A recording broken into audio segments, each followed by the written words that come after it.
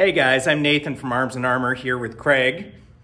Today we're going to be looking at some of the interactions that happen when you take two sharp swords and put them together. Stay tuned. So when we sword fight in modern HEMA or stage combat, we use blunt swords or fetters, right? These training long swords, none of which have sharp edges. And that's because we don't want to kill our friends. Friends are good. But there's a different kind of mechanism that's going on when two blunt objects hit each other than when two sharp objects do. So today we're going to explore how a couple of different parries and sword clashes impact the edges of sharp swords. And then eventually in a follow-up video, we're going to try grinding the marks out of the blades, if there are any, and we're going to compare it to some antique swords in the Oakshott collection. So, this first cut, I'm going to parry a blow that Craig is going to feed me, and I'm going to parry it with the edge of my blade. So, we're doing this with sharp swords. This is my personal sword that's based on our Durer longsword, right? 6150 carbon steel blade. Nice and sharp. It's not a razor blade, but it is plenty sharp enough. I've done tatami cutting, all that stuff with it. It works great. And then Craig has a blade that is a sharp blade that's just not mounted, right? So we just wrapped it up with some leather because we're too busy to go around destroying other swords in the shop. It's a failed blade because the fuller got a little thin. Exactly, which is useful for us.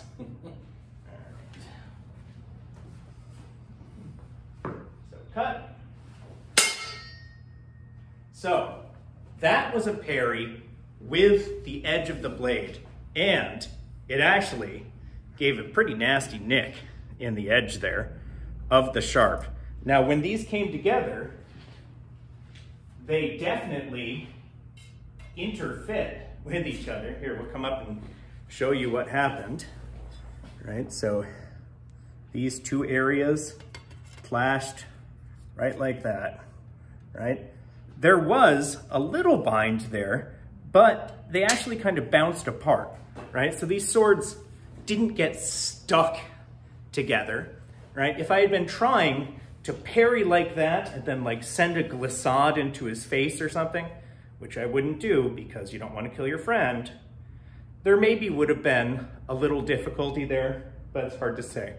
Now I'm gonna do another parry, one where I'm still using the edge, but instead of biting right into the edge of his sword, where I'm trying to overbind it a little bit and prevent that direct edge-on-edge contact. Same cut. Same cut. Sparks. Sparks. Yep.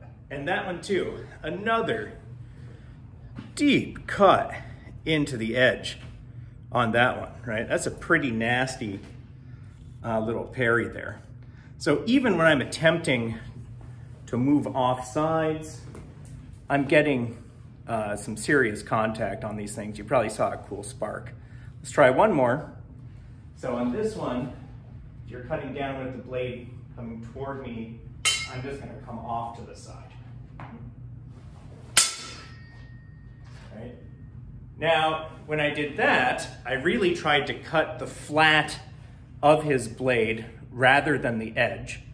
And when I did that, I had to move offline pretty substantially, right? So, I got a little nick on there, but I think the obtuse angle on my sword that I hit his with prevented my edge from being fouled really badly. Now, these are some pretty serious gashes and dings in this blade, and this edge, right, you can see it has a really pretty minor secondary bevel, right? This has a decently historical cross section to it. It's not quite as Appleseed as it could be, but it doesn't have a crazy thin edge on it. So we're gonna have to think about what this means for sword fighting, right?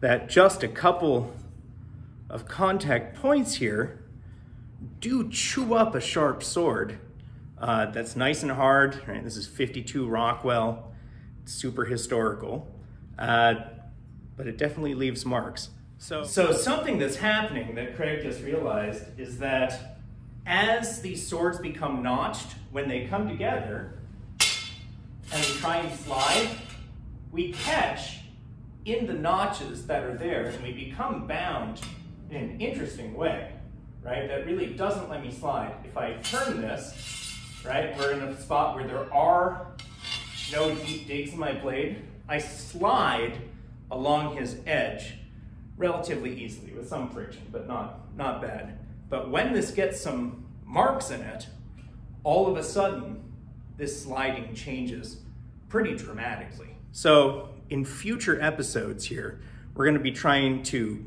grind these marks out, see what kind of profile this leads to on a sharp sword that's been used, and then we'll take a look at some antiquities. All right, thanks very much.